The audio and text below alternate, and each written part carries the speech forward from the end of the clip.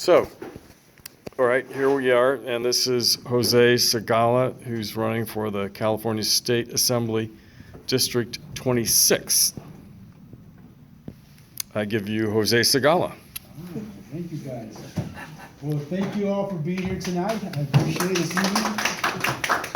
We're down to the last few days, and I just wanted to have an opportunity to come out here one more time before the election to thank all of you for your support and to talk a little bit about the campaign, where we're at, and also an opportunity if there was anybody new who had any questions about myself, about some of the issues, where I stand on different types of issues and so forth, give that opportunity.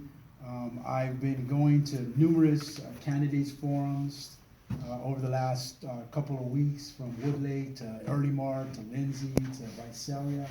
And unfortunately, my opponent has decided not to continue to go to these after the first one, where we really got into issues. We really talked about his aside of his personal issues, his legislative records and his leadership style, which I don't think he likes. So therefore, he's decided not to do any more town halls or candidates forums with me. And so here I am, just to be able to kind of let you know where we're at. As you know, the election's a week away from today. There are folks that are voting and getting out there. Right now, as of today, my best estimate, counting all the different counties, Inyo County, Kern County, Tulare County, about 25 to 26,000 people have already voted by mail. So what that tells me, the turnout's going to be probably in the low 70s at this point, higher than the primary. The primary had 63,000 voters, and about 63, 64% of them were by mail. So this could mean that 65% of the votes cast are going to be by mail. So that's critical to make sure we get our neighbors, everyone to vote. As you know, they have changed the way that ballots can be submitted. In the past, if you lived in a household and your spouse or a family member was sick and couldn't get to the polls, they could sign over the ballot to you and you can submit it. Now the law allows anybody to collect. It could be an organization, it could be an individual. Let's say you want to walk up and down your block and there's 30 voters and they all trust you to have them give you their ballots. You can turn all 30 of them in. There's been a lot of events throughout the state, and in the district. Just on Sunday, there was a nonprofit that did an event where they had maybe about 40 to 50 people show up that they didn't know how to vote by mail. Obviously, it was a nonprofit, so they didn't say who to vote for, but they explained to them how to vote, and they collected their ballots and submitted them. So that's something new. So if you know someone that says, I can't make it to the polls that day, or I might need a ride, have them fill out their ballot, have them do all the things that they need to do to seal it, to sign it, and you can collect it to them and take it down to the polling place or whoever is collecting them now. So we're out there really pushing. And so since the last time I was here, we've been picked up by the Democratic Party, who's doing some work for us, helping us get out the word. We've been getting a lot more endorsements. I've been picking a lot more bipartisan Republican endorsement, Republican leaders who've come on board. And then there's been an independent PAC that has been created over the last month by a group of women in the Bay Area called Enough is Enough. And it is led by a woman named Michelle Dauber, who is the woman who led the charge to remove a guy named Aaron Persky, who was a judge who a lot of folks felt gave a very lenient sentence to the young swimmer who had been accused of accosting a young lady. And so he became the first judge in California in 85 years to be removed from the bench. So she raised. Her last name was Dauber? Dauber, D-A-U-B-E-R, Dauber. And so she started a group called Enough is Enough Voter Project.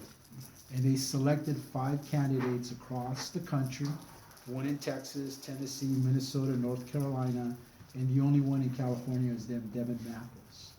And so they've chosen him to try to not have him be in the legislature, so they created an independent expenditure.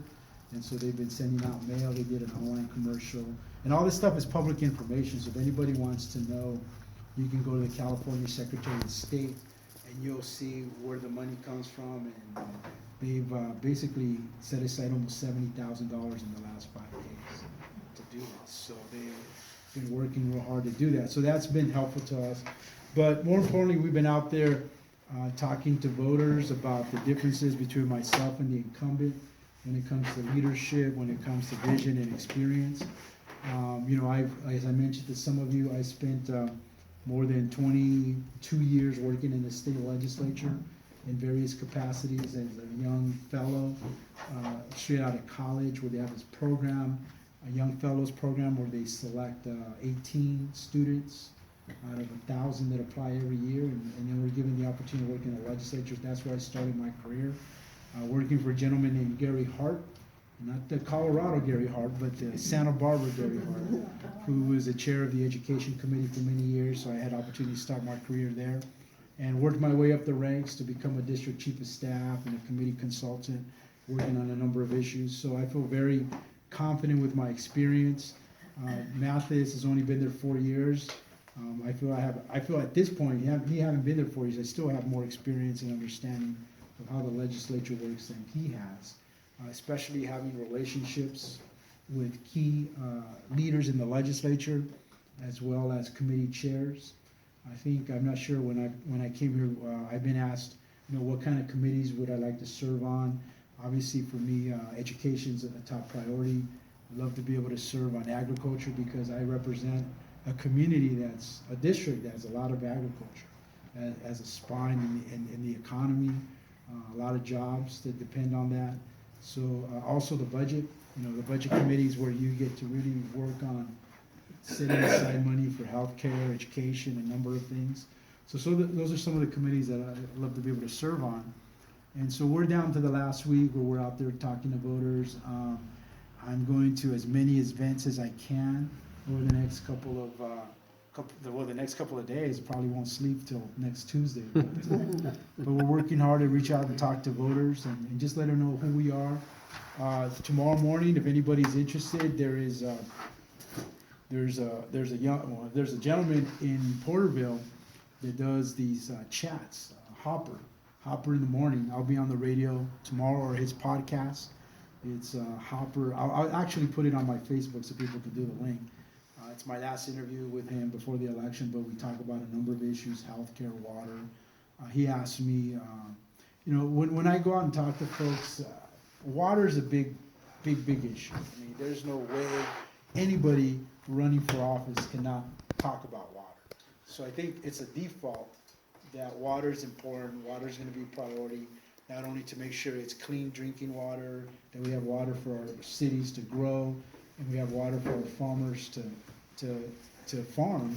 So that's an issue. So for me, without a question, that's important. But what I also want to be able to tackle is what I call quality of life issues, which I put them under a quality of life umbrella. And what those are education, healthcare, economic development, jobs.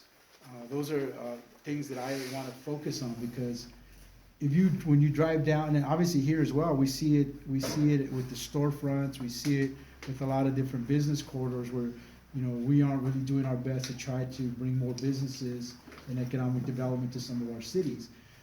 A lot of our communities still live in poverty. If you drive up the 99 freeway, Tipton, Pixie, Early Mart, Woodville, Strathmore, a lot of the smaller communities, half of them are still considered in poverty, half of those households. So what can we do to improve that? And for me, education is what I've always called an equalizer, giving young people an opportunity to get into good education. But what does that do?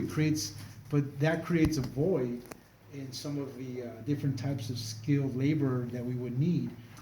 The other day I was talking to someone, and they were telling me that the average age of a farm worker is 47. Because no young people aren't going to do those jobs. So the average age of a farm worker is 47. That's, I don't want to say it's old, but it's up there. And so what we got to do is we got to figure out what can we do to